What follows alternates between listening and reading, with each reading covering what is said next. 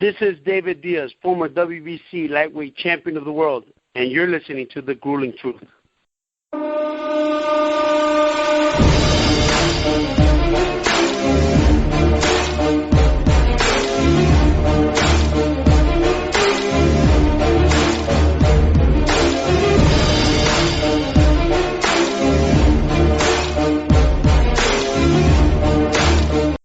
Welcome, everybody, to a special edition of Inside Boxing Weekly on the Grueling Truth Sports Network, brought to you by Replenishing Care Technologies Inc.com and Power Plus Mouthguards. Today, we welcome to the Grueling Truth one of the authors of Intimate Warfare, the story of the Gatti-Ward Trilogy. Help me welcome to the show, John Raspanti. How you doing, John? Doing great, Mike. How are you doing today? All right, and we'd be remiss if we didn't mention Dennis Taylor, who also wrote the book with you. Oh yeah, Dennis is first on the book, and he deserves to be. He did a lot of the biography part. I did a lot of the fights, so it was a teamwork, and it was seamless, and it was a total blast to write this book, Mike. All right, so let's just start off. I mean, what drove you guys to write the book, number one, and then where did you come up with the title, which is a great title for this book?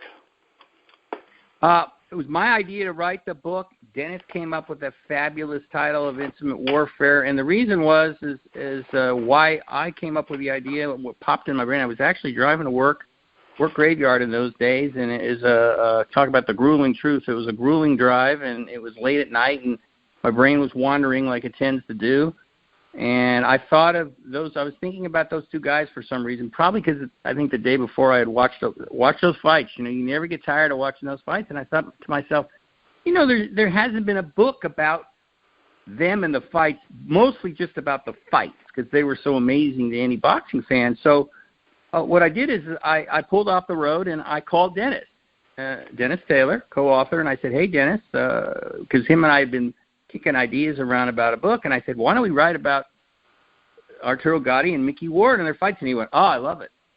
And that's it. And within a few days, he came up with Intimate Warfare because we kept talking about how these guys were blood brothers, you know, and how close they got afterwards. And when he said Intimate Warfare, I go, that's it. That's the title. So it took on a life of its own. We wrote it pretty fast, but I'll tell you, Mike, it was a real a pleasure to write about those two men. Now, the thing that stood out to me in the book was actually the very start of the book, where you dedicated, I mean, it struck a chord with me. You guys both, you and Dennis, dedicated the book to your fathers. You want to talk a little bit about your fathers and how they played a big role in your love for boxing? Yeah, Dennis, I believe when he wrote about, because he's a little older than I am, and he was talking about watching boxing in the late 50s with his father and the impression, because it was always a bonding thing, you know, with your dad. And my dad, his brothers, my grandfather, they were all big-time boxing fans, and all of them came from Chicago. So Chicago was huge in boxing back in my dad's day. You know, Rocky Graziano fought Tony Zale there, and Joe Louis won the title there, you know, and go on and on and on. So that was the first thing that popped into my mind when I wrote about it, was to talk about how my dad had saw his idol, Joe Louis, win the title and knock out the Cinderella Man. And the whole, as I wrote about, the whole way he got there at his age, you know, he wasn't even 10 yet, to get in there, and they let him in. I mean, that it was romanticized in a way, the whole story, but it was the truth.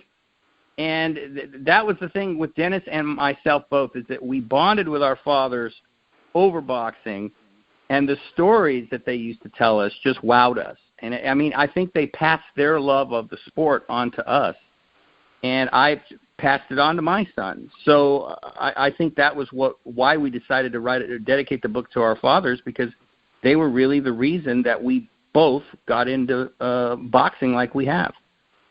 And the foreword of the book by Ray Mancini, I don't think you could have got somebody better to write a foreword for Intimate Warfare than Ray Mancini. Yeah, Dennis asked him, and he said, oh, for sure, and he did it all. He wrote it all. It was beautiful, and, yeah, he understands it. See, that's the thing, you know, about this is we can write about it, we can talk about it, but getting Ray Boom Boom Mancini, who was in a lot of wars in his fast career, he obviously had a ton of respect for Gaudi and Ward, and so getting him was like almost he was like a brother of those two guys.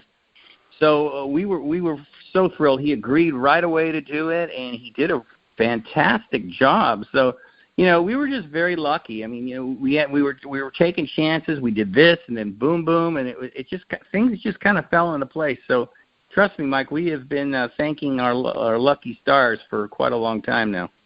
Well, and the thing that really impressed me by reading the book is I saw the movie The Fighter, which was about Micky Ward, which I'm still disappointed they didn't include the 3 with it. But when you looked at that movie, a lot of sports movies, I mean, especially I wrote an article about Rudy and all the things that were actually incorrect, all the characters they added just to make the story interesting. But the one thing that struck me is The Fighter, from reading your book, was probably about as dead on as any sports movie I've seen that was supposed to be based on a true story. Yeah, that was. And as I think you might know, I think Micky Ward was a little upset at some of the portrayal of his mom a little bit, but that tells you a lot that it was true. And the sisters and the family and his upbringing and the way his mom managed him, and the relationship with his brother, that was all true and portrayed very accurately and very not harsh, but the truth is the truth, and that's what we want to see, the good and the bad, and so when we were writing that book, and Dennis was writing a lot of that part, when I read it, I was wowed again, even though I had seen The Fighter, like you're talking about, knew a lot about Micky Ward, but that was an incredible upbringing he had, and then the flip side with what Gaudi had. But Micky Ward, I mean, it kind of explains sometimes where this toughness comes from. These guys, they start in these environments that are so rough and tough, and they have to constantly prove themselves, and they seem to always have that heart, and that was certainly true about Micky Ward. Yeah, Micky grew up around drugs in a rough neighborhood, which took down a lot of people in his neighborhood. What do you think made Micky Ward different from his brother Dick Eklund and a lot of other people in Lowell, where he didn't go and submit to the life with the drugs? He had his moments where he would do a few things. I mean, we've all done crazy things, but I think the key with Micky Ward are two things: dedication and discipline. He loved boxing, fell in love with boxing. Now, a lot of guys fall in love with boxing. That's cliche, but he was so disciplined about it. The funny thing is that he when he started his career, he was more a boxer. We think of him as a slugger, but he was a boxer when he was younger, boxer puncher, more boxer. But he just had that ability to focus that not everybody does. And as every fighter will tell you, the mental aspect of the game is so important, and he had it. He knew what he was.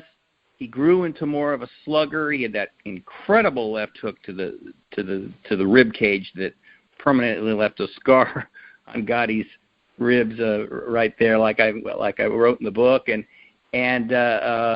he just, some people just have that extra little bit of like I said, discipline, and they won't allow themselves to fall. They're tempted. They might dip their toe in it, but they come back, and that was him. He always knew where he was going, even when there were problems going on with his family. His thing was, he earlier, before he fought Gaudi, there was just a frustration that he had never really got a real shot. He was put into these bad fights with these guys.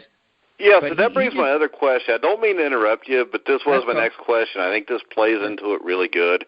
But from reading you and Dennis's book, from watching The Fighter, the thing I took away with it was Micky Ward's relationship with his family was so close that he maybe let them do stuff that wasn't always in his best interest and maybe hurt his career more than helped it. He did. Yeah, he did. That's right. And Micky's a great guy, He's a super nice guy, very easygoing guy outside the ring. And he had that thinking in a sense that the family set up the fights, and he was the boxer, and he trusted them. You're supposed to be able to trust your family, and even though he knew that these fights were bad, and some of them, but he still, the loyalty part, he's a very loyal person, caused him to make some choices and go along with some things that obviously weren't the best for him, but that's Micky Ward in a nutshell. I mean, he's a very, very loyal person to his family. So that was another thing that touched us, with that loyalty aspect. Even when things are bad, that loyalty maintained itself. So that was Micky Ward, very loyal. So when you talk about boxing or any sport, usually you can find what drives an athlete from their early lives. And we talked a little bit about Micky's upbringing. Could you compare and contrast maybe Arturo Gotti's upbringing and just tell us maybe some of the differences, some of the similarities that kind of brought these guys together?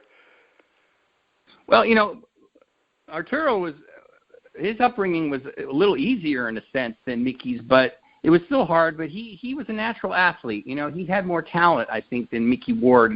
And when he fell in love with boxing, his brother was a boxer, Joe Gaudi, and the boxing just like Micky Ward again. There's a connection. Dickie Eklund obviously was his half brother, but Arturo was in a boxing family and mostly grew up in Canada, but he got into the sport and he was a natural. He had it. He had charisma. He could fight. He was a crazier guy though.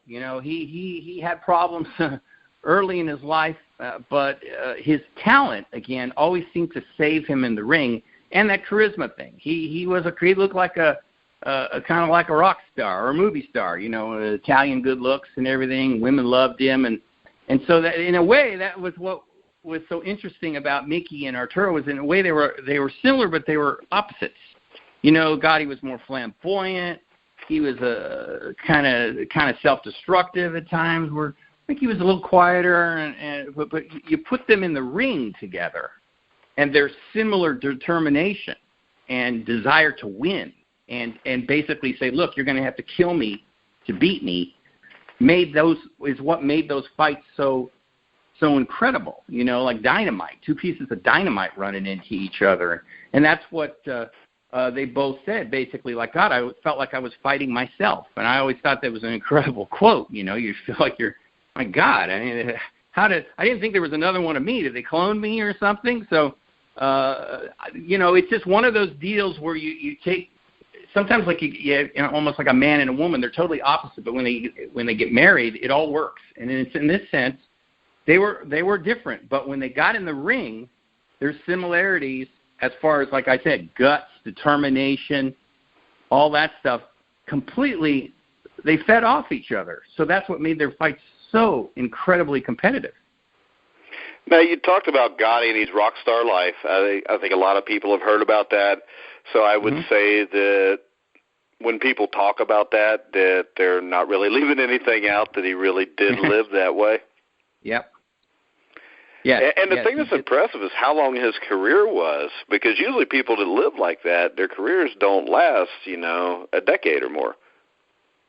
Yeah, and considering how many wars he was in, I mean, before the fights with Micky Ward, he had been in a lot.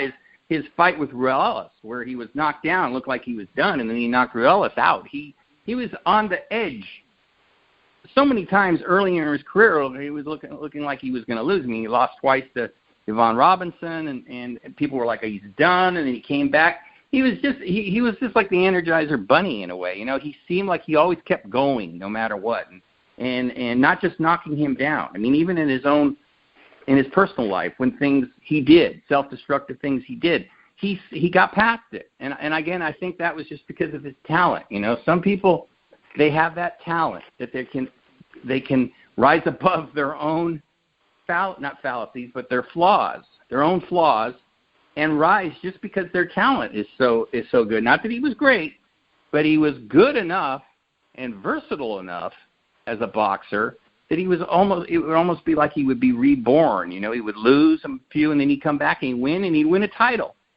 So he'd get killed by Oscar De La Hoya or destroyed by Oscar De La Hoya in a fight, but he'd come back again. It was like Micky Ward called him Michael Myers a lot. He kept getting up. He kept coming back. So he was an incredible person, no doubt about it.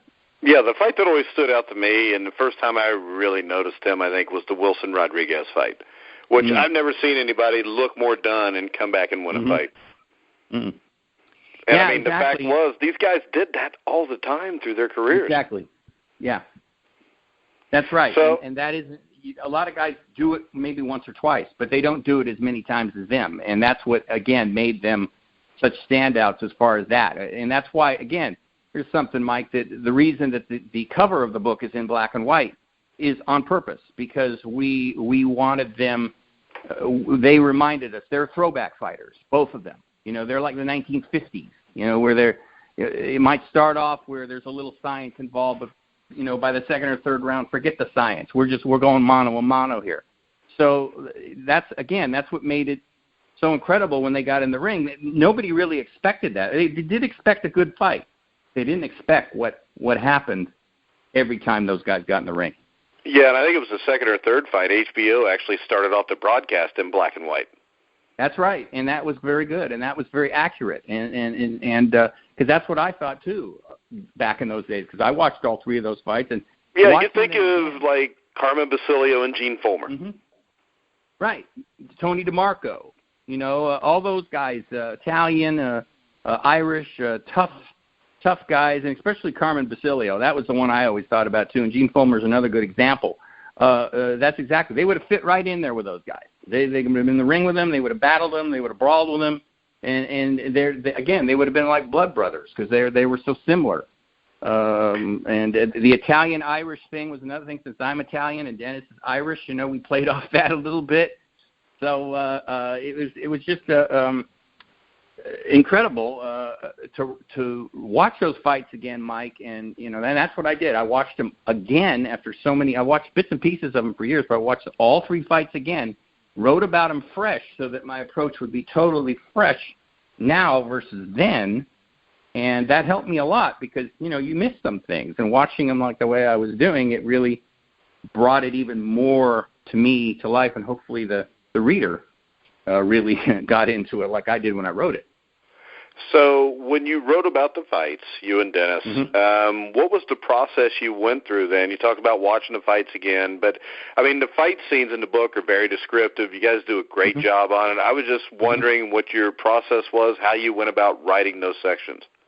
Well, Dennis pretty much left me alone on that, and I did that because he said, well, John, look, that's your specialty. You know, you write about boxing all the time, so I'm going to leave you alone. And I came up with that idea that I thought, look, I'm just going to sit here and watch these fights. I watched them first, took notes, then I watched them again and started writing about them while they were going on, like I would have done if I had been in the media area at ringside. And then I went back and tweaked it a little bit and watched parts of it again. And the idea is always to try to make the reader feel like they're there. You know, when something happens a number of years ago, and so that's what my goal was. Look, I want you to be there. I want you to feel like you're at ringside with me as I'm writing about this, because that's always the approach I take when I write ringside description, when I'm ringside for fighting.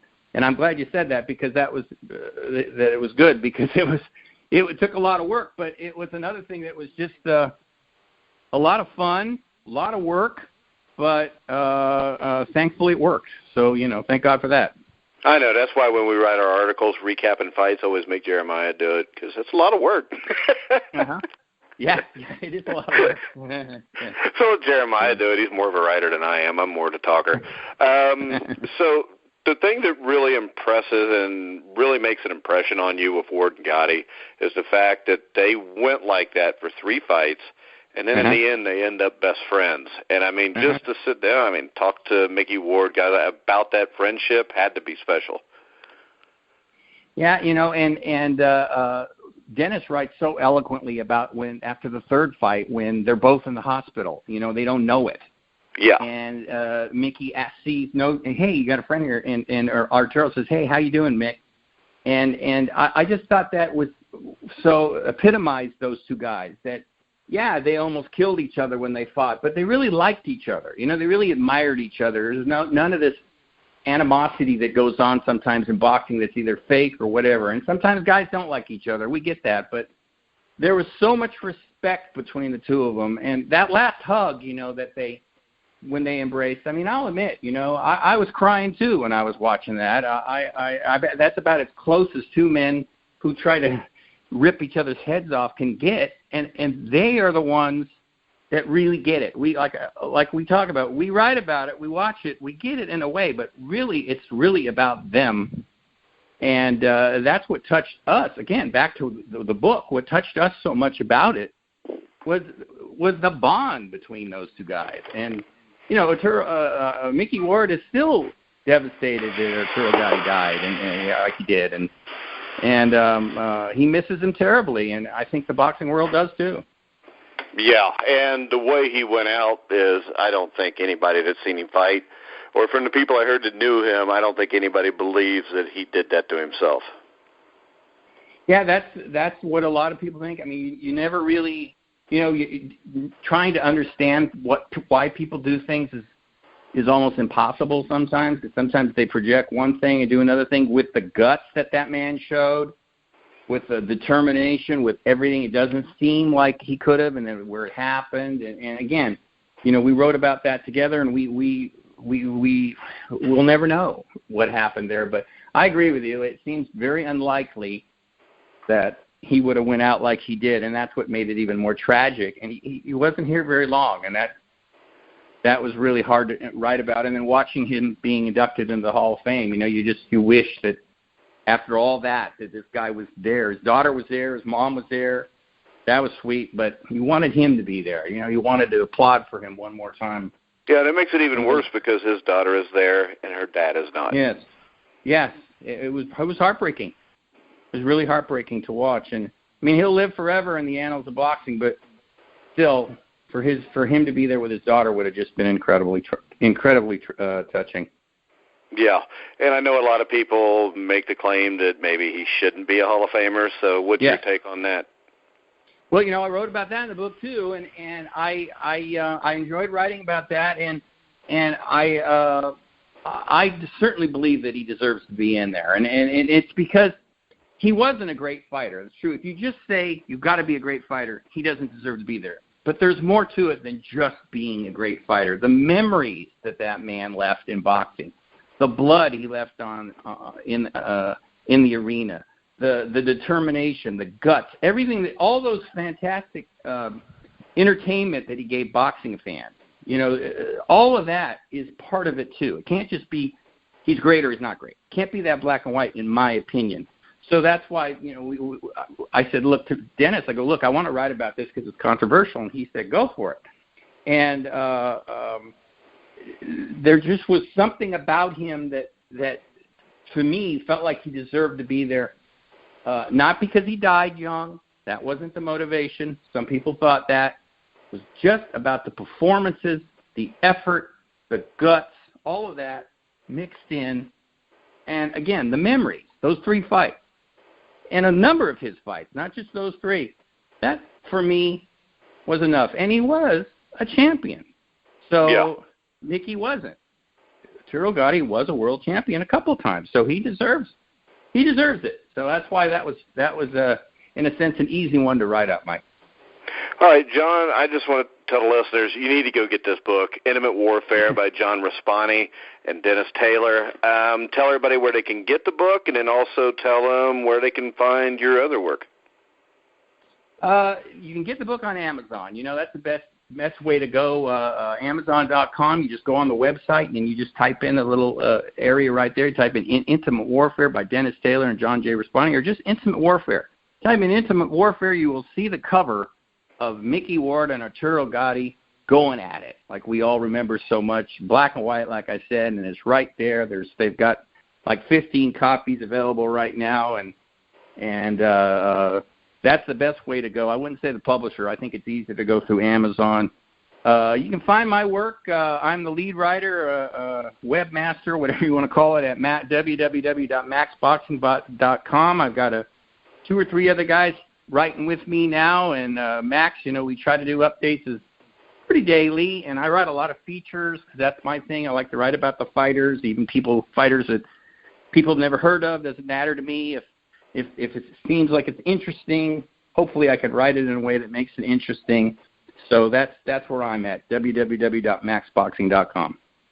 All right, John, I want to tell our listeners, if you're listening to the show, if you go to thegrillingtruth.net, you go to the link on this show on our website. At the bottom of that, there'll be a link to Amazon to buy the book. And also, if you go to our Twitter page, @GrillingTruth, I put up a link a couple hours ago where you can go on, click it, and buy it there also. But, John, it was great having you on the show. Like I said, the book was outstanding. You and Dennis did a great job on it.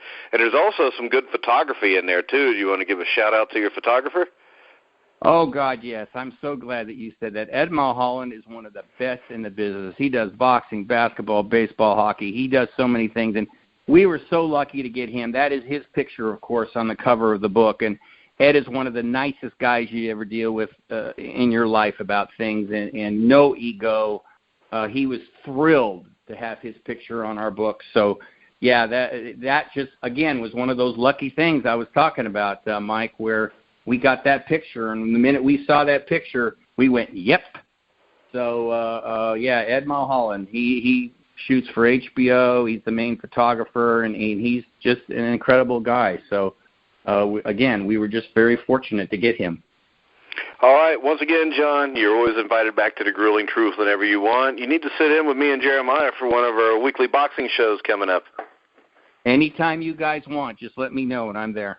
All right, I want to remind everybody, check out Replenishing Care Technologies, Inc.com.